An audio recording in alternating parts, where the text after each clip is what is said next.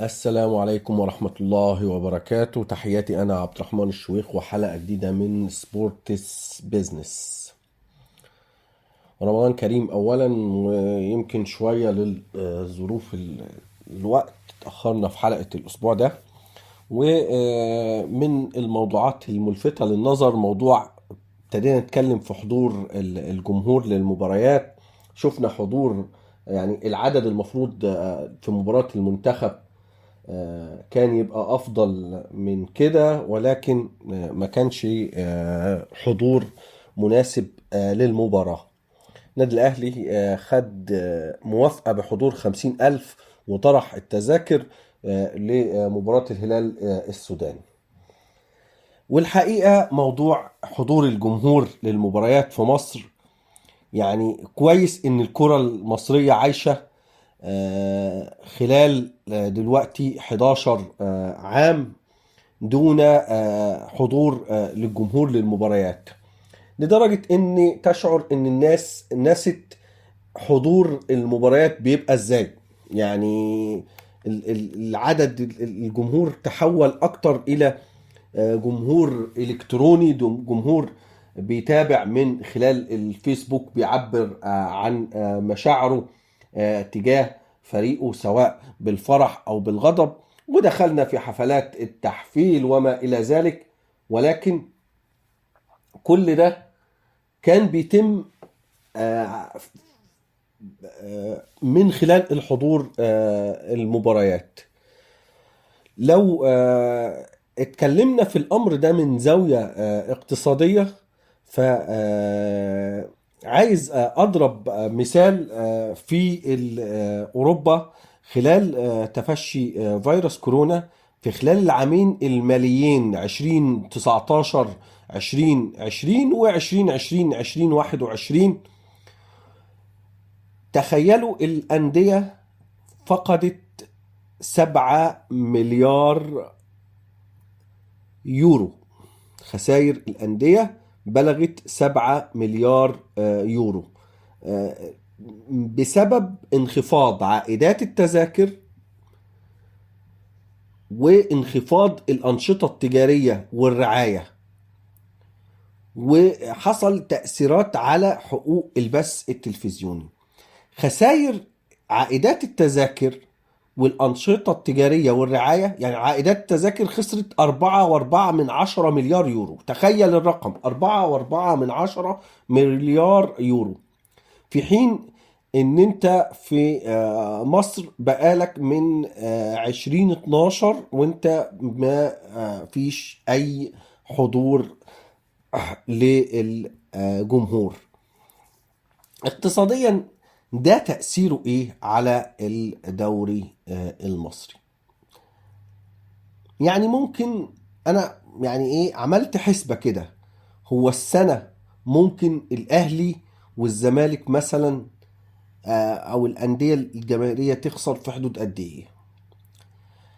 لو قلنا ان كل نادي عنده 17 مباراة في ملعبه، ممكن نقول مثلا 5 مباريات الجمهور فيها يوصل متوسط ل40,000.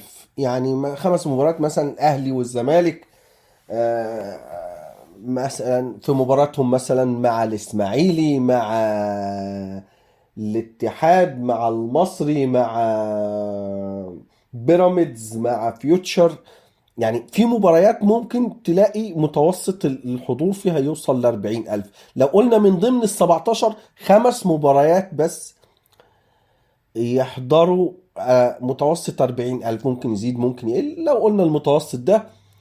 وقلنا فئات التذاكر لو عملنا متوسط مثلا في حدود 150 جنيه، لو حسبت المقصورة والدرجة الأولى والدرجة التانية والتالتة، فأنت بتتكلم في ال5 مباريات دول الدخل بتاعهم ممكن يوصل ل30 مليون جنيه. لو عندك 12 مباراة تانية ممكن نقول الحضور فيهم 15,000 بس بنفس المتوسط، فاحنا بنتكلم في 27 مليون جنيه. فانت عندك 57 مليون جنيه. وطبعا لو انت عامل النواحي التجارية اللي معمولة في البلاد الاخرى وبتاع، فانت مش بتتكلم مش في اقل من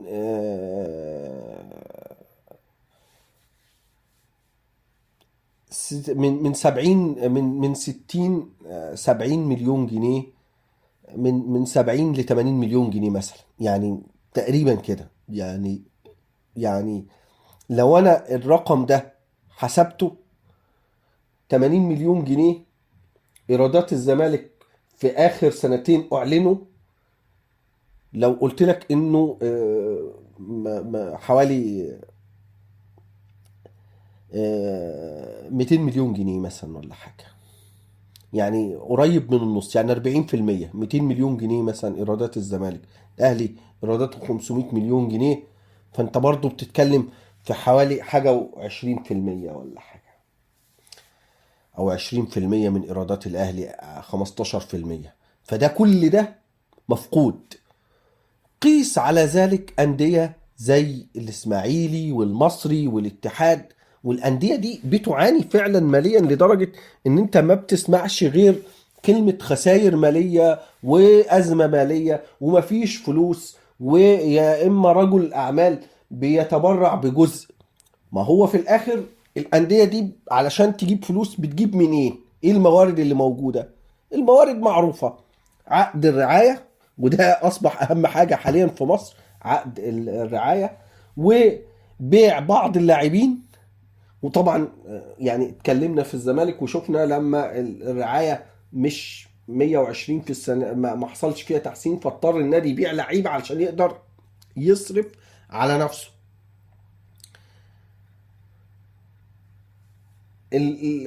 طبعا انا بتكلم في كوره بحت. بعض الانديه طبعا بتبيع العضويات، بتبيع كذا. فبيع العضويات ده المفروض لو انت بتعمل ميزانيه مستقله فهي نادي اجتماعي ملوش دعوه بكره القدم. يعني بيع العضويات ده في الاخر لما بتعمل ميزانيه الكوره ما بتحطش فيها بيع العضويات، تعمل ميزانيه النادي بشكل عام بتحط فيها بيع العضويات، لانه ده نشاط اجتماعي مش نشاط، لانه النادي مش نادي كره قدم. لكن لما تعمل ميزانيه كره القدم فانت بتشوف ما يرتبط بالكوره: دعايه، الوسائل اللي هو التلفزيون، والتجاري اللي هو الحقوق الرعايه، والمفروض تذاكر المباريات وايرادات يوم المباراه. واهميه ايرادات يوم المباراه اثرت سلبا يا جماعه، موضوع مهم جدا احنا في مصر بنفتقده.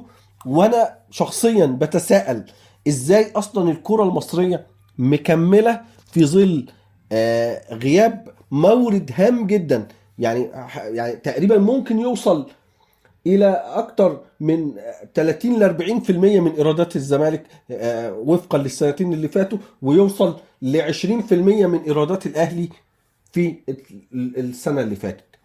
يعني انت متخيل على مدار 12 سنه الانديه ولا 11 سنه الانديه بتخسر رقم لو ضربته ممكن يوصل لمليار جنيه لكل نادي. يعني بالنسبه للاهلي والزمالك ممكن يوصل لمليار جنيه بالنسبه للاهلي والزمالك في السنين اللي فاتت. طبعا ده ينطبق على الاسماعيلي والمصري والاتحاد واللي بيعانوا. طب الانديه الاخرى، الانديه الاخرى نفسها هل هي خسرانه؟ خسرانه، لانه الانديه دي، الانديه الخاصه اللي ليها تمويلات اخرى، كانت هتستفيد في مبارياتها من حضور جمهور الانديه اللي عندها جمهور. ده جزء. والجزء الثاني هي نفسها هتبدأ تكون جمهور، لانه الحضور المباريات ومواصلة حضور المباريات هيدي الفرصة ان الناس تبدأ تتابع. في ناس بتحب تروح تتفرج على الكورة فتبدأ تتعلق بفريق، يبدأ يعجبه فريق. مش كل، يعني في اجيال جديدة بتتكون، فريق بيلعب كويس بيحقق بطولة يبدأ يكون جمهور. نتمنى القادم، يعني احنا لخصنا الوضع. نتمنى في السنوات القادمة نبدأ نفكر، وده مش صعب على فكرة، ان انت الجمهور لازم يرجع لازم يرجع، لانه الكورة حتى شخصيات اللعيبة بتتأثر بموضوع الجمهور.